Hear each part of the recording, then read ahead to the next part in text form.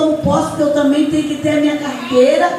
O Senhor vai me abençoar para me ter a carteira, para mim poder dirigir para lá e para cá. Quando o pastor não tiver, eu vou buscar o irmão, vou no monte, vou para lá, vou para cá, porque eu creio. Aleluia! Louvado seja Deus. Temos que crer naquilo que o Senhor determinou para mim e para você. E muitas das vezes nós ficamos murmurando: ah, porque Jesus não faz na vida de fulano, faz na tua. Se esforça, a Bíblia diz: esforça que eu te ajudarei. Aleluia. Levanta teu envelope aí, aleluia, para a gente orar. Louvado seja Deus.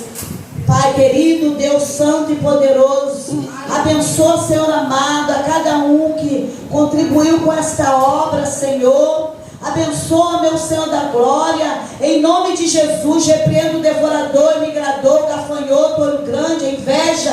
Entra com providência dentro dos lares, dentro da dispensa do teu povo, Senhor amado. Senhor amado, quantos, meu Senhor, precisando pagar dívida, Senhor, mas o Senhor é Deus para entrar nessa causa aí, Senhor, dar condições para cada um, Senhor amado, suprir as suas necessidades, Senhor. Abençoa, meu Senhor amado, abençoa aquele que contribuiu, aquele também, Senhor, que não, que o Senhor venha abençoar, em nome de Jesus, amém. Louvado seja Deus. Pastor Wilson vai ministrar a palavra nesta noite. Aleluia, glória a Deus. É nesta noite que nós entregamos a vida do servo do Senhor na mão do Senhor Jesus. Vamos ficar de pé, irmão, para a gente estar orando, para a gente ouvir a palavra poderosa. Pai querido, Pai amado, muito obrigado, Senhor, por tudo que o Senhor já fez aqui, o que o Senhor ainda vai fazer através dessa palavra. Usa teu ungido neste momento, aqui neste lugar. Fala mais um pouquinho conosco, em nome de Jesus. Amém. Oh, glória. A paz de Cristo Jesus, para a igreja. Muito bom. Primeiro culto do ano da unidade da fé, de muitos que acontecerão. Ou de repente Cristo Jesus pode voltar amanhã e nós nos reunirmos e fazermos o culto lá em cima com Ele. Livro de Gênesis, capítulo 45. Ontem nós estivemos ali na igreja do pastor, que é meu filho na fé, e a tua esposa que foi levantada pastora também, pastor Marco Rogério, e agora a pastora Rita Avelino nos convidou, e agora é o tempo de convites, né? E é bom demais. Aí ele falou para mim assim: pastor, nós não temos membros. Eu falei para ele: eu conheço. A palavra do Senhor não chamou a mim, a você, né, Neide? Não chamou a mim, a você, para ir pregar para a multidão, para aquele multidão concentrada. Ele apenas falou: ide e pregai o Evangelho, né? Não vou ir de pregar o Evangelho para a multidão, para um monte de gente, para a igreja lotada. Não. Ele apenas disse: ide e pregar o Evangelho. Gênesis 45, versículo 24 diz: e despediu-se de seus irmãos, e partindo eles, disse-lhes: não contendais pelo caminho. A igreja pode se assentar. E despediu-se de seus irmãos, e partindo eles, disse-lhes: não contendais pelo caminho. Essa passagem nos diz a respeito de José. Todos conhecem a passagem de José. Sabe que ele foi pego pelos irmãos, atirado dentro de um poço, foi vendido. E mais à frente, no final da história, ele veio ser governador do Egito. Irmãos, há encontros que mudam destinos. José reencontra seus irmãos nesse versículo, libera perdão, restaura a família e envia uma missão para os irmãos: voltar para casa e buscar o pai dele. Mas antes de partirem, ele deixa uma última instrução para os irmãos: que eles não contendais pelo caminho. É fácil entender. Quando eu li essa primeira parte da Bíblia, eu falei: o que quer dizer isso? E aí Deus foi e falou comigo que isso revela que o caminho de restauração pode ser perdido por causa de contendas. Aconteceu essa trajetória toda até que José veio ser governador do Egito. José poderia muito bem ir contra os irmãos, não receber os irmãos e que se dane. Hoje eu sou o governador do Egito, eles me jogaram no buraco, me venderam, e nem citaria Deus. Mas eu posso conjecturar que nesse momento ele pensou: se não fosse Deus, eu hoje estaria morto. Se não fosse Deus, eu hoje não seria quem eu sou. Mas o que ele diz, se não fosse Deus, vai por muitas coisas que ele fez, assim como eu, como você estamos aqui, assim como a diaconisa deu testemunho dela aqui, de bênçãos que ela recebeu. E ela disse, deixou bem claro: se não fosse Deus, aleluia, nada disso teria acontecido. Se não fosse Deus, as orações dela não teriam sido atendidas. É Deus. Porque se não fosse Deus, não atenderia.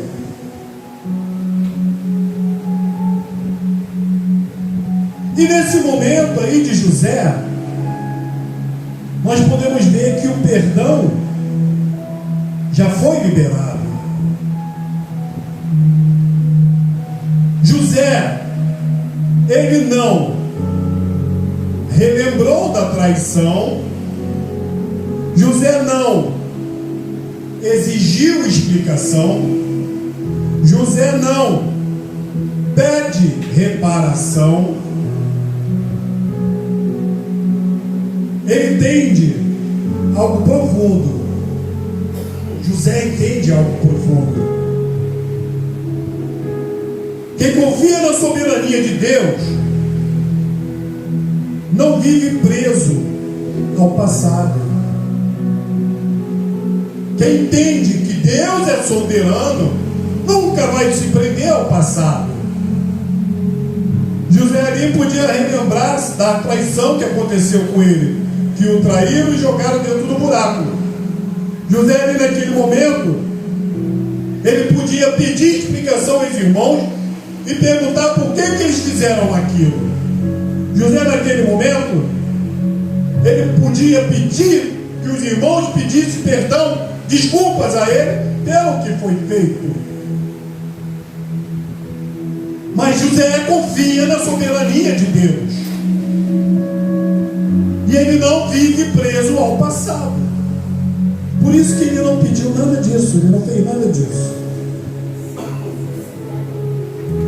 Se Deus já perdoou, por que continuar brigando por algo que ele já resolveu?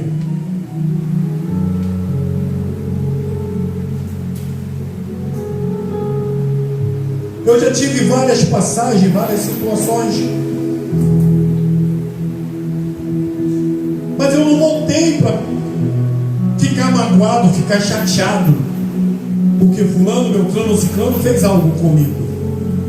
Porque Deus já perdoou. E nós devemos liberar o perdão por todos aqueles que fazem algo contra nós, porque nós sabemos quem está por trás disso. A contenda, ela pode arruinar uma boa missão que Deus dá a você. Os irmãos de José tinham uma missão bem clara: voltar para Canaã, contar a boa notícia, trazer Jacó com vida.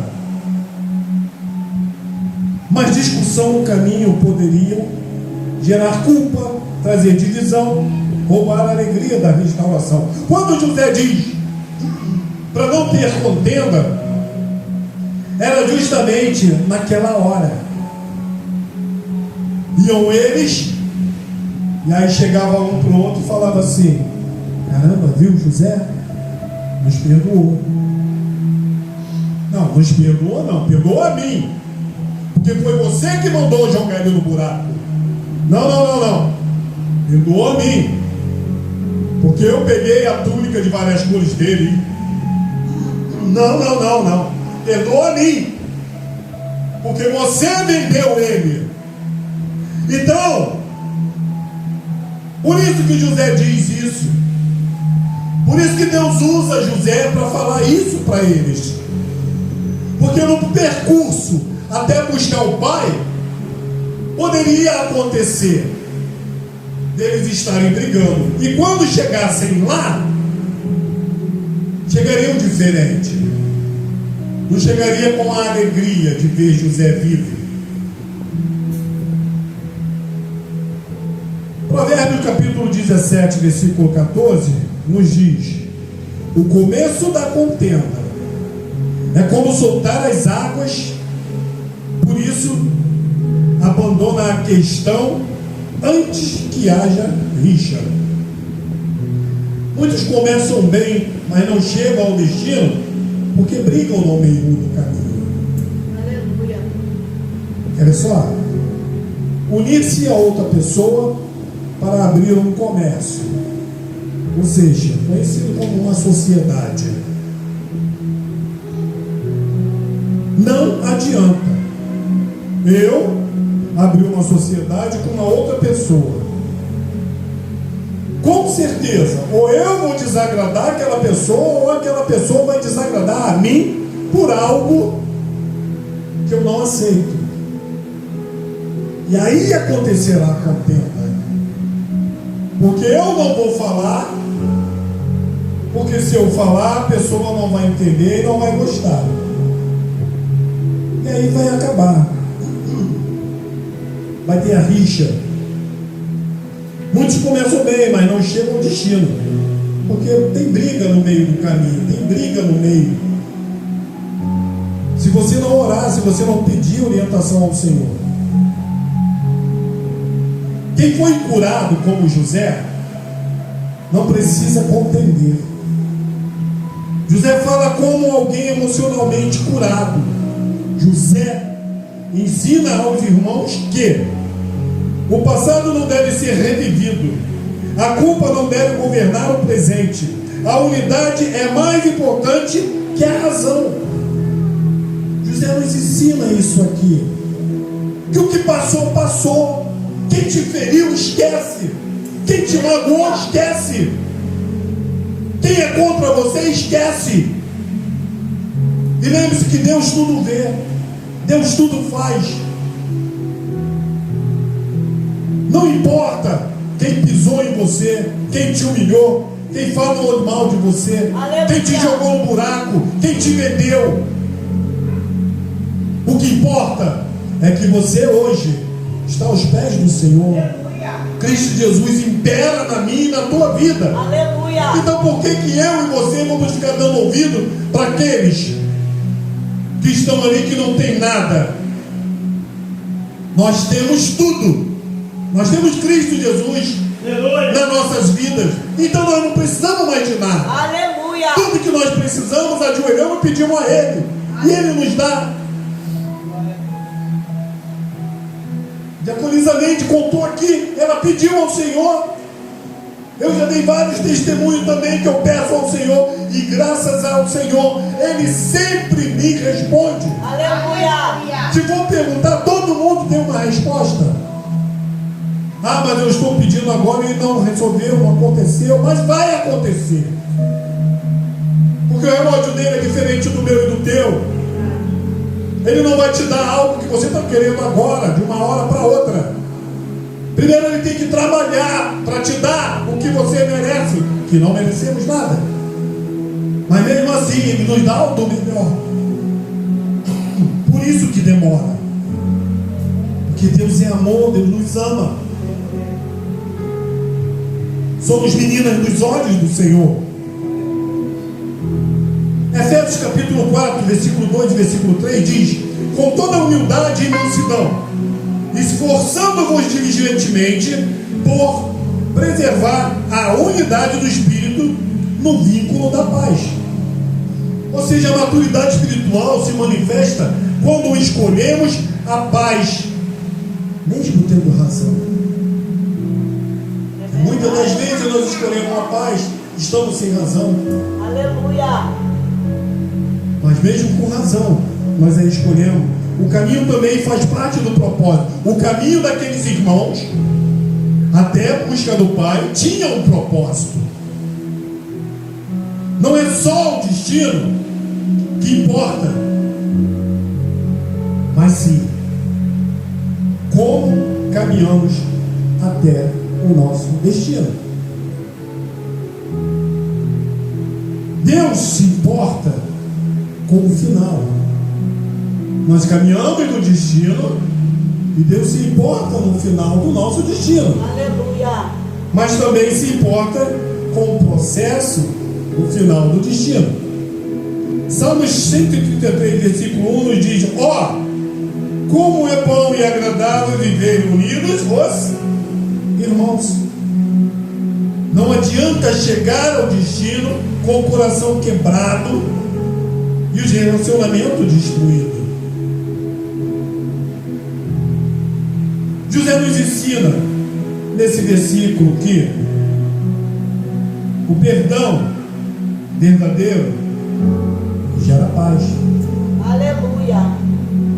Eu não vou pedir perdão não, porque foi ele que me maltratou, foi ele que me destratou. Eu não vou pedir perdão não. A pastora falou aqui, ó. Ela está em paz. Ela pediu perdão. E a outra pessoa está em paz? Toda vez que a pastora manda mensagem para ela, ela olha, e eu posso conjecturar que ela lembra. Por que ela então não deixa Deus tocar no coração dela para lembrar que eu posso pedir perdão? Restauração exige unidade. Contendas atrasam as promessas que Deus tem na minha e na tua vida. É verdade, Jesus. Hoje, Deus nos chama para caminhar sem brigas. Sem briga na família, sem briga na igreja, sem briga no ministério, sem briga na vida cristã. Onde Deus está reconstruindo, não permita que a contenda destrua, porque a contenda ela destrói.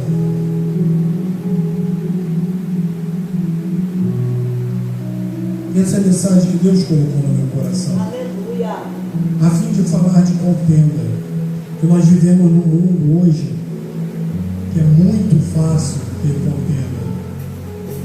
Nós devemos prestar atenção no que o inimigo está usando e quem está usando, porque se nós não dermos ouvidos ao Senhor, entender que o inimigo está usando fulano, beltrano, ciclano, a gente acaba indo por água abaixo. O amor que nós temos ao Senhor vai por água abaixo. Então que nós venhamos a ficar com essa palavra, com essa mensagem, E lembrar que pelo caminho pode acontecer contenda. Essa é a mensagem que Deus colocou no meu coração. As palmas agora. Aleluia, glória a Deus.